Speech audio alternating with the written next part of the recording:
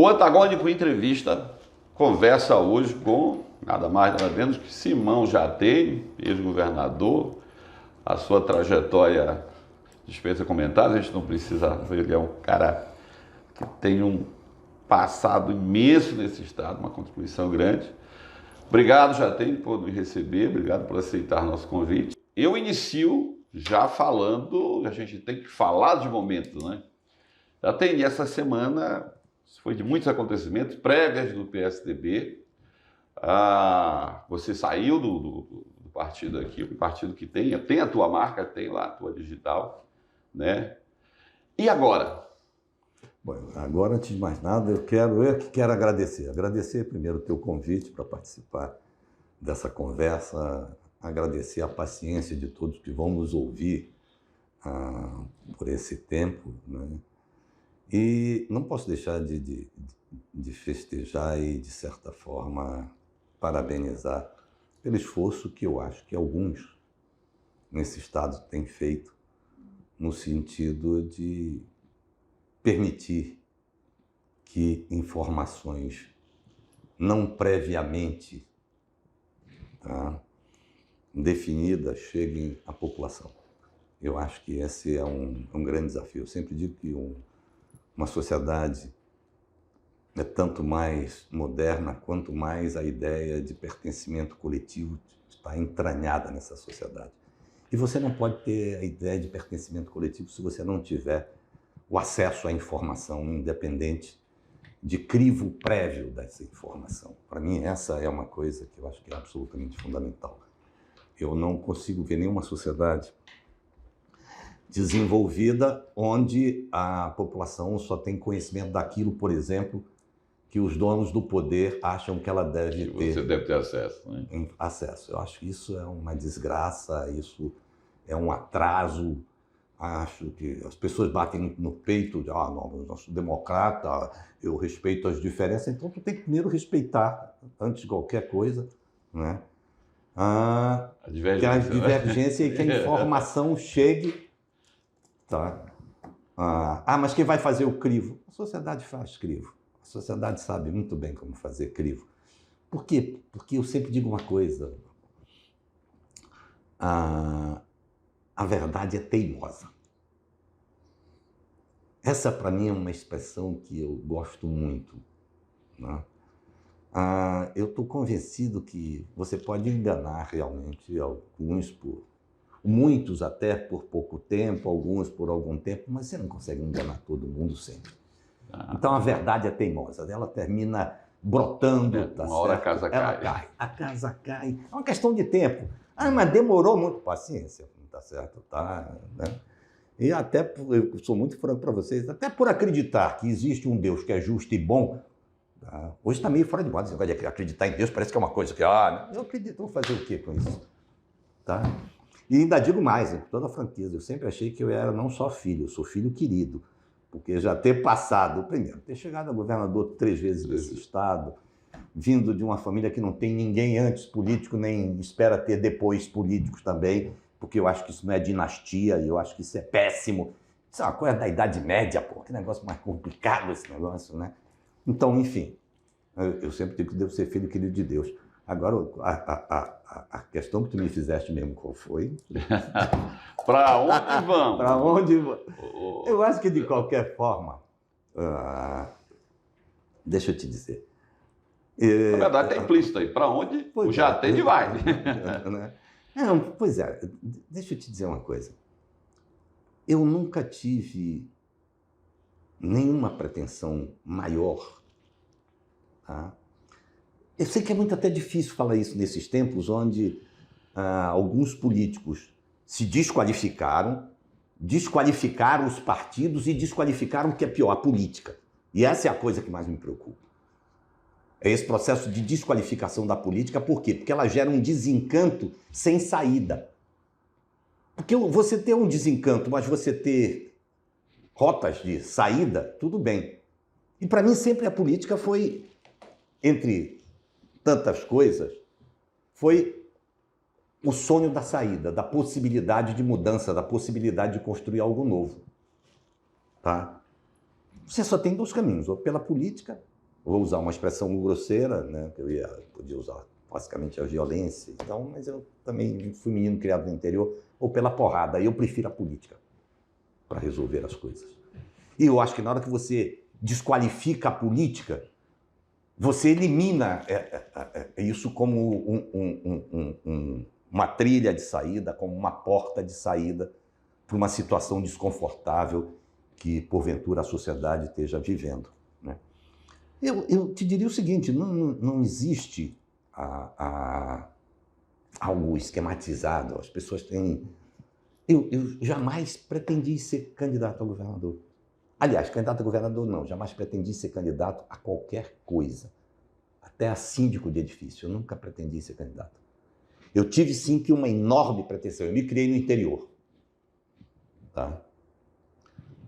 Meu pai era pobre, não, meu pai era um comerciante bem-sucedido de interior. E é bom que a gente tenha isso claro, porque os níveis de interior há 70 anos atrás, que é melhor a gente também, até para a gente poder entender muito bem do que é que eu estou falando. Ou seja, a minha casa não tinha água encanada, tá certo? Não tinha energia elétrica, porque o município só tinha energia elétrica de 6 às 10 da noite. Ou seja, tu é um profundo conhecedor de Tá Mazela. certo, tá? Mas a água encanada não, a gente tinha poço. A casinha, para aqueles que nunca ouviram falar nisso, tá certo? Era no quintal, tá? E eu me criei assim. Eu me criei nisso. Quando eu tive a oportunidade de vir a Belém e ver... Tu és de Castanhal, né? Eu sou de Castanhal, mas só que Castanhal, há 70 anos atrás, era isso que eu estou te dizendo. Tá? Era isso que eu estou te dizendo. Na frente do mercado tinha coxo, onde os animais ficavam comendo enquanto você fazia feira, essa coisa toda. Né? E o que é fato é que, então, quando eu conheci um outro mundo, ficou muito agudo em mim, se agudizou muito a questão de inconformar-se com a pobreza e a desigualdade. Essa foi sempre a minha razão, vamos dizer assim, de tentar fazer as coisas. Isso pode parecer romântico? Paciência, povo. Né? Pode parecer mise-en-scène para pretenso candidato. Quem quiser acreditar nisso, acredite. É a tua visão de mundo, né? Tá tua certo? visão. Mas certo. essa foi a visão de mundo. E vou te dizer, para tu teres uma ideia, eu sempre digo para as pessoas mais próximas que eu sou geneticamente músico. Eu tentei ser intelectual e terminei político, mas eu sou geneticamente músico. Então, a minha primeira música, assim, eu fiz com uns 15 para 16 anos. E o primeiro verso dessa música, eu acho que sintetiza, de certa forma, bem isso. Era sul e norte, uma só semente na qual se fez um corte. Esse era o primeiro verso. Então, a questão da desigualdade era uma coisa. Quando eu comecei a ter informação sobre o Sul, e eu pensava no nosso interior, e eu via, comecei a ver imagens de uma forma... Porque até cinema não era uma coisa tão simples assim, não. É bom que a gente tenha isso muito claro. Tá certo? O que a gente via muito era seriado no sábado, no domingo. Mas quando você começa a ver algumas coisas que tinham um outro Brasil, isso terminou agudizando em mim esse sentimento de combate à pobreza e da desigualdade. Eu confesso que isso fez parte de tudo. Isso fez parte da minha música, isso fez parte da minha postura como professor, isso fez parte da minha experiência no teatro, isso fez parte, enfim, da minha militância política, tá? E inclusive da minha experiência no governo. Tá?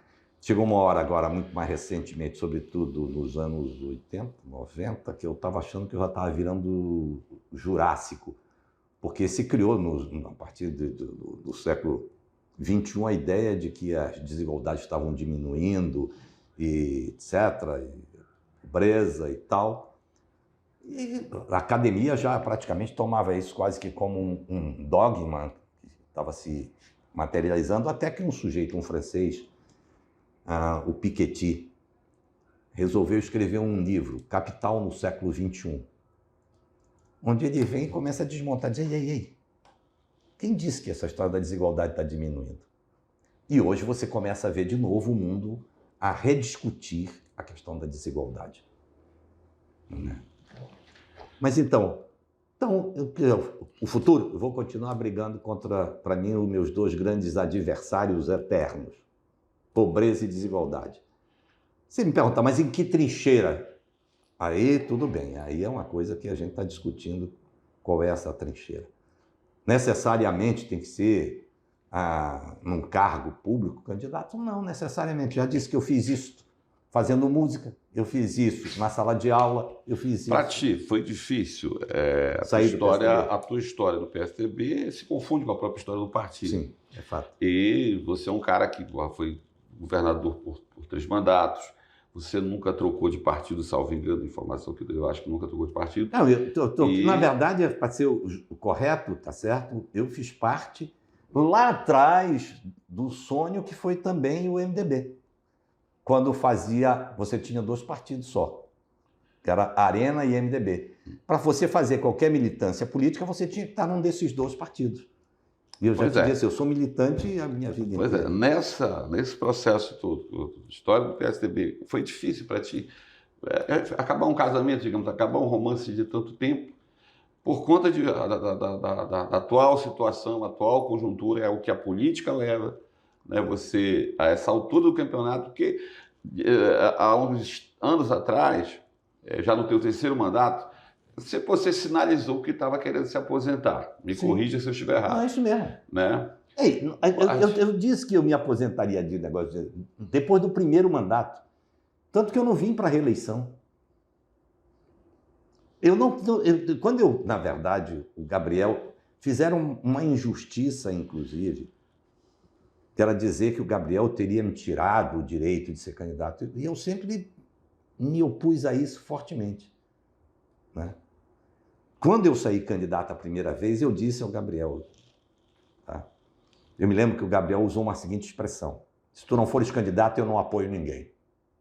Ele era muito duro, diga-se de passagem. Eu digo, não. Vocês é um pouco parecido. Acho que nós somos um pouco parecidos.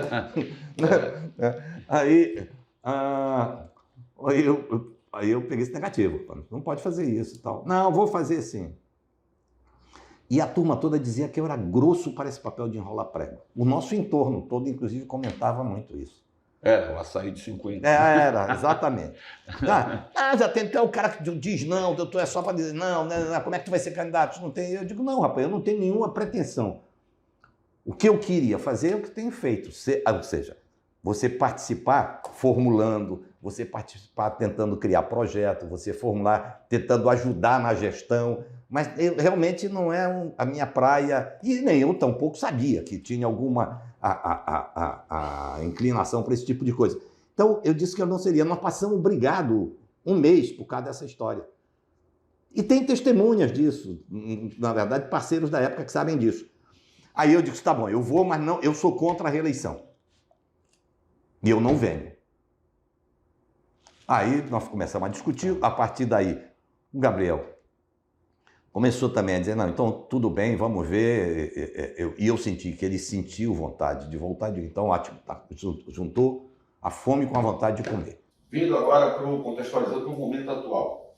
Você gravou um vídeo pelas redes sociais falando desse processo de saída do PSDB. Foi difícil nesse momento? Se eu te dissesse que foi uma coisa simples, tá certo? Eu estaria mentindo. Eu realmente não sou adepto. Não sou santo, mas não sou adepto da mentira, não. O que é fato é o seguinte: eu tive que, para fazer essas coisas, reavivar em mim a crença de que você tem ciclos. Eu sempre disse que a gente, inclusive no governo, encerrava um ciclo, e o meu sonho é que o governo seguinte iniciasse um novo ciclo nesse Estado. Acho que o partido, como a grande maioria dos partidos, diga-se de passagem, à medida que os partidos se tornam partido de massa, se tornam partidos mais populares, crescem, eles vão se afastando das razões da sua origem e da sua própria existência, ou seja, eles vão mudando as razões da sua existência. Uns conseguem fazer isso de forma melhor, outros de forma pior. Aqui, por exemplo, aqui no Estado, para mim, eu não consigo, veja bem, e não é absolutamente nada pessoal. Tanto que eu digo isso na minha fala. Enquanto eu achei que o problema era de alguns políticos não gostarem do Jatene, isso eu sempre administrei e não vejo nenhum problema. Zero, para mim, zero problemas isso. Quando eu achei que o partido estava tomando... Isso é conviver com divergência. Pronto. E isso faz parte da minha natureza. Quando eu percebi que o partido estava tomando um rumo muito complicado, aí a coisa começou a ficar complicada. O que eu quero dizer com isso? Até a rejeição das nossas contas, que para mim é de um inexplicável oportunismo, tá certo? De um inaceitável, inclusive de pessoas que não subserviência, tá? Para mim. Por quê? Porque muitos participaram e sabem que as contas do governo não tinham nenhum problema, como não tem nenhum problema.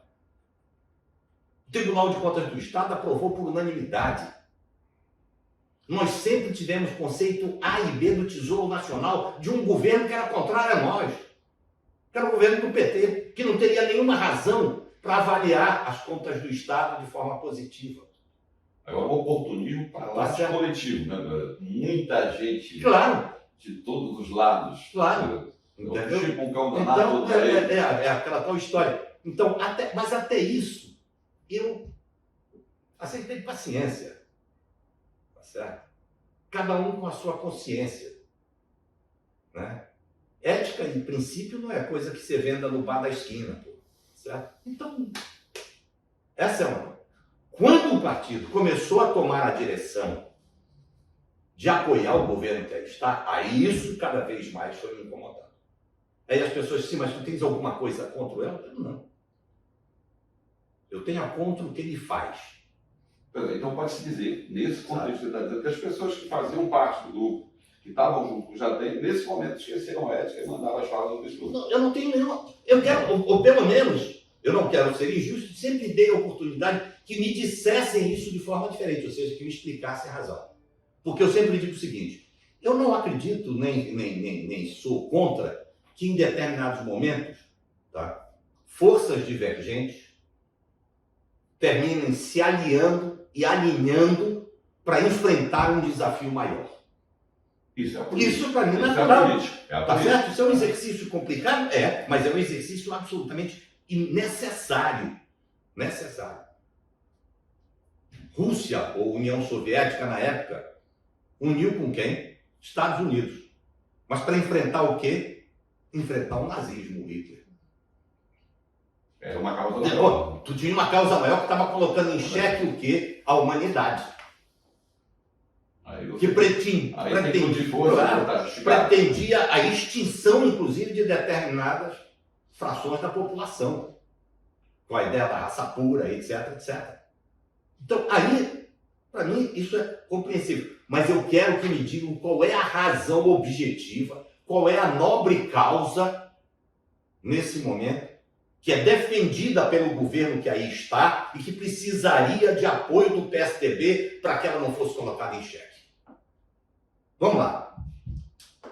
Quais são as grandes realizações desse governo? Eu desconheço. Tá? Então, é um governo que não tem projeto, e eu não tenho dúvida de dizer isso, tá certo? As coisas que foram tocadas e mal tocadas, e algumas, inclusive, estão aí mal arranjadas, foram coisas frutos de um projeto passado. Eu não digo que nem que são meus, mas de um grupo do passado. Mas não é do que está aí. Então, não tem projeto. Tá certo? Não tem princípios. Haja vista a forma, tá? Como se comportou esse tempo inteiro na pandemia no que diz respeito tá? A gestão do recurso público, que ensejou algumas operações da Polícia Federal. Vocês já pensaram uma coisa? Pensem bem, amigo. Isso é inédito nesse Estado. Esse Estado já tem quantos anos? Quantos governadores passaram por aqui? Quantas vezes nós assistimos isso? A Polícia Federal vai na casa do governador, a Polícia Federal vai no palácio do governo, que é uma instituição que deve representar o quê? A própria sociedade. Então, para mim, isso é de uma agressão brutal, isso. Terceiro ponto, tá? De um autoritarismo, de um egocentrismo, tá certo? De uma obsessão pelo poder que, para mim, é uma coisa maluca. Maluca. Tem poder, se eu não sei se é verdadeiro, acho que vocês andaram noticiando que tinha gente do preso porque supostamente ia, tá, fazer uma manifestação contra É o caso de Tucuruí, né? o governador. Né? Foi isso? Né? Lá em Tucuruí, lá. Não, então, previamente já prende. Gente, vocês não estão dando conta do que isso representa. Aí alguém que está aí vai querer me falar de democracia, porra. Alguém que está apoiando isso vai querer me fazer criticar fulano ou beltrano porque é autoritário, porque não. Isso é de um autoritarismo inaceitável, porra. No século XXI. Império passou, meu amigo. Negócio de reizinho. Ainda gosta, inclusive, de eu vou, tá? Eu posso, eu mando, eu faço. Pô, para com isso. Menos. Agora aí já tem dois contextos, né? Tem a audácia dos maus, tem o silêncio dos bons. Que é dramático. Porque muita gente chega comigo, só o senhor nos salva. Eu digo, para com isso mesmo. Também, cara. Menos dos dois lados, tá certo? Vamos lá. Só tem alguém que pode salvar isso aí, sabe quem é? É tu mais 8 milhões de paraísos. Ou seja, nós estamos todos nesse mesmo bolo aí. Circunstancialmente, alguém, no exercício da liderança, te dá uma maior responsabilidade, te dá um maior compromisso, te exige um maior esforço, tudo isso é compreendido. Mas isso tem que ser uma vontade da sociedade. Mas o dinheiro que... Os caras têm dinheiro... Meu amigo, eu recordo que eu já vi se ganhar a eleição sem dinheiro, tá certo? Sem grandes partidos políticos ao lado, e já vi se perder a eleição com dinheiro, então desde o quê? Desde que seja a vontade da população. Mas a corrupção tem sempre dois lados. Eu nunca vi alguém se autocorromper.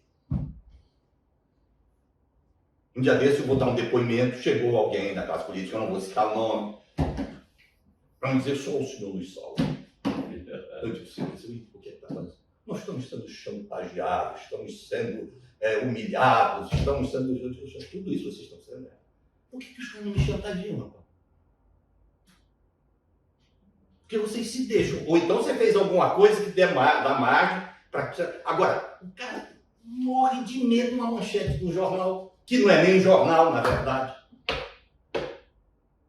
Enquanto as coisas acontecerem desse jeito, vai conviver com isso. Na hora que essa turma perceber, tá certo? Que eles podem ter poder, sim. Mas eu insisto, a verdade é teimosa. E acreditarem um pouco mais nessas coisas e ousarem. Tá?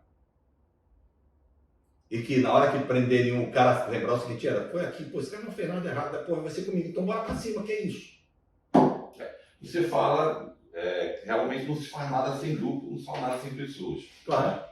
Hoje, essa realidade, vamos imaginar que se fosse outra, o governo atual, a gestão do governador Elza Barbalho fosse regular ou aceitável, pelo menos. Tava, rapaz, numa alegria, festejando e batendo palma, rapaz. Quem me dera. Então, eu estava podendo ser melhor avô com meus netos. Isso tá, a gente tem que reconhecer, te trazendo de volta ao jogo mesmo, contra a sua vontade, vamos dizer assim.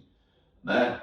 Isso, para ti, te envaidece? Isso é uma coisa que... Mas você não acha necessário nesse momento, olha... é o jogo que está me chamando de volta e eu preciso me colocar. Eu acho que é aí o que a gente precisa ter claro, tá certo? Tá. Você pode voltar para esse jogo das mais diversas formas. Eu jamais seria omisso. Isso aí metam na cabeça de vocês. Não tem chance de ser omisso. Isso não significa ser ou não ser candidato. Significa participar. Eu vou continuar defendendo, tá certo? Aqueles que não se rendem, que não se vendem. Eu vou continuar defendendo as coisas que são capazes de reduzir a pobreza e a desigualdade. Sem ingenuidade. Tá? Mas eu disse uma coisa lá que é absolutamente verdadeira. Para mim, sonho não envelhece. E eu quero dizer para vocês o seguinte, eu sonho sim. Me preocupa qual vai ser a geração que vai vir para frente. Não é só porque eu tenho filhos e netos. É porque a maioria tem filhos e netos. Então nós não vamos ter uma sociedade decente se a gente não fizer. Se tu me perguntar o seguinte, já tem a sociedade que tu está deixando para os teus filhos e para os teus netos, é aquela que tu sonhaste? Não, não é. Não é. Tem horas quando eu paro, né, dá uma certa sensação de... Aí eu me lembro de uma outra música minha. Tá? Eu já devia estar um pouco mais taludo, já devia ter 18 anos, onde eu dizia o seguinte: eu queria segurar o mundo todo com as mãos, mas o mundo é muito grande e eu só toco violão. Agora, olha só, você fala até nunca vai ser omisso, isso é interessante até. Agora, hoje a grande questão, não adianta a gente tentar tapar o sol com a boca. A grande pergunta é, vai ser candidato? Porque, embora você, é lógico que depende da coletividade, né? Essa reação, olha assim, você não pode jamais concordar com uma covardia coletiva e que espere um salvador da pátria. Isso é para mim é... Agora, lógico que todo mundo espera pelo teu histórico, né? De nunca ter perdido a eleição, foi governador por 3 mandatos e já estava cansado e já pensava se aposentar. Hoje, o que as pessoas querem saber? O Jatene está pronto para ser candidato? Eu não estou dizendo que tu és. Você está pronto para ser candidato a governo do Estado? Deixa eu te dizer, francamente, né, eu acho que é possível ganhar essas eleições sem que o Jatene seja candidato. Isso eu acho que é possível. Deixa eu deixar isso muito claro para vocês. Tá? E agora eu te respondo a outra pergunta. Mas o Jatene está pronto para ser candidato? Eu te diria o seguinte: se não se tivesse como construir absolutamente nada diferente, tá? Essa pergunta está respondida previamente, no sentido seguinte. Eu acho que conheço um pouco desse Estado. Não sou de estar andando por aí dando tapinha nas costas. Não sou mesmo. Pô. Usavam muito isso. Rapaz, olha, usaram uma coisa incrível. E aí que me dá uma oportunidade. Está pescando. Tá certo? Eu sempre disse que tem gente que tem hábito de pescar, outros gostam de beber, outros gostam de roubar. Pô. Tá certo? Agora, eu prefiro ficar com gente que gosta de pescar. Né? Bom, mas o que eu ia te dizer é o seguinte. Chegaram, eu sempre tive uma dificuldade com a história do personalismo. Me incomoda. E aí vai na direção disso. Essa história não já tem é o único que pode... Não, não sou único, coisa nenhuma. Se nós nos organizarmos e formarmos uma grande frente, nós temos a chance, sim. É mais fácil ou mais difícil? Meu amigo, se o cara quer, tá certo, o caminho mais simples, tá, sempre o mais fácil, pega mamão com açúcar e sai aí, comendo, vai procurar, tá certo? Mas não é assim que a história se constrói. Mas o que eu ia te dizer, essa história do personalismo, eu faço, eu posso, eu não sei. Prestem atenção uma coisa que eu vou dizer, que na época eu não fiz nenhuma propaganda disso, tá? Mas hoje posso chamar a atenção para esse fato. Eu sempre me incomodou a história que tu tens nas placas, né?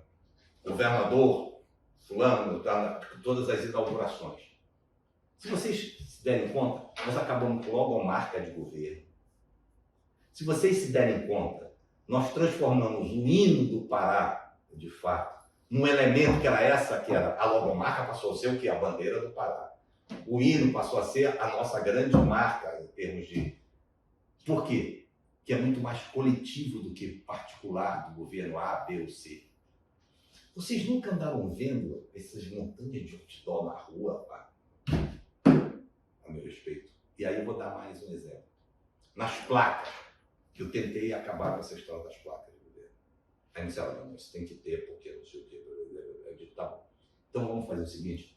Do lado, nas grandes obras, todas as grandes obras que nós contribuímos para elas, do lado da placa que tinha o nome do governador, do vice, do secretário, não sei o que, PPP, tem uma placa com o nome de todos os operários da obra. Isso pode não ter sido percebido. Tem. Pode ir lá. No hangar tinha inclusive a mão à direita de todos os operários. Tá? O que eu queria dizer com isso? O que eu tentei? Posso estar errado. O que eu queria dizer é o seguinte, isso não é do governador. Certo? Eu já vi governador tirar dinheiro público e botar no seu bolso. Aliás, isso está uma moda muito séria. Mas eu não vejo o governador tirar dinheiro do bolso para dar para o público. Então era mostrar que aquilo é uma propriedade coletiva, que aquilo foi construído coletivamente, com muitas mãos e muitos corações, como eu dizia. E que alguns achavam que isso era simplesmente uma frase de efeito. Não, isso é uma crença. Né? Com isso, eu muitas vezes não fui inaugurar a obra. Sabe por que eu não fui? Para também caracterizar que o mais importante era o governo e não o governador. Era ter um bom governo. É claro que se você tem um bom comandante e tal, mas o mais importante era o coletivo. A impessoalidade. Exatamente, que é o que eu chamo o não culto à personalidade. Tá certo? Ao individualismo, ao sujeito que não, eu sou, eu faço. Por quê? Porque na hora que a sociedade tiver essa consciência, esse bando de políticozinho, tá certo? Tá? Que vive enganando as pessoas, não vai ter chance de chegar e dizer, estou trazendo esta obra para a comunidade. Está trazendo o quê? Eu já vi tirar dinheiro da comunidade, mas botar dinheiro pessoal eu nunca vi, não.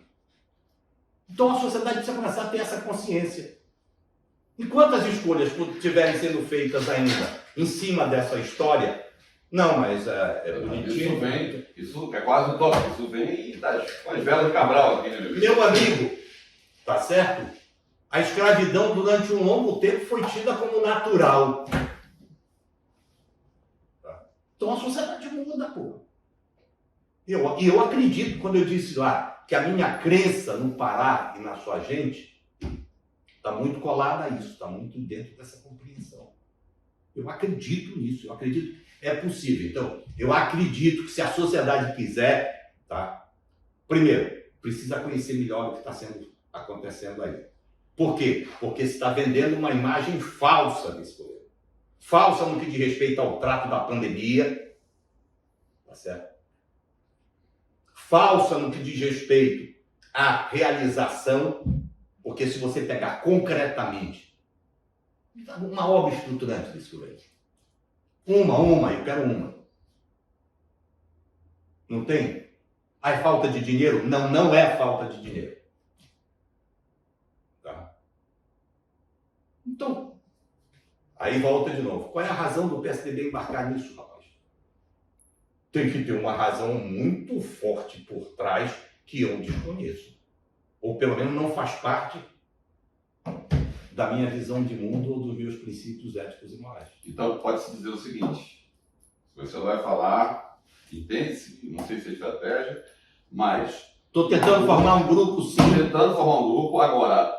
Pode-se afirmar que o Jatene vai participar do processo eleitoral? Não, disso não tenha dúvida.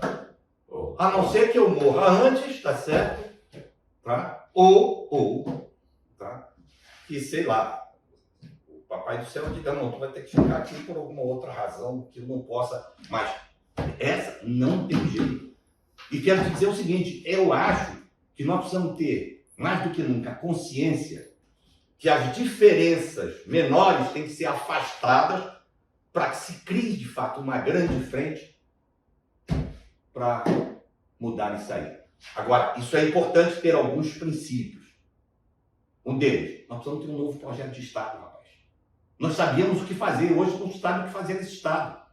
Não tem projeto por duas razões. Por razões de natureza ética e tal, de forma de gestão de recursos públicos, e outro porque não sabem o que fazer. Queria fazer um pedido a todos vocês. Não desistam.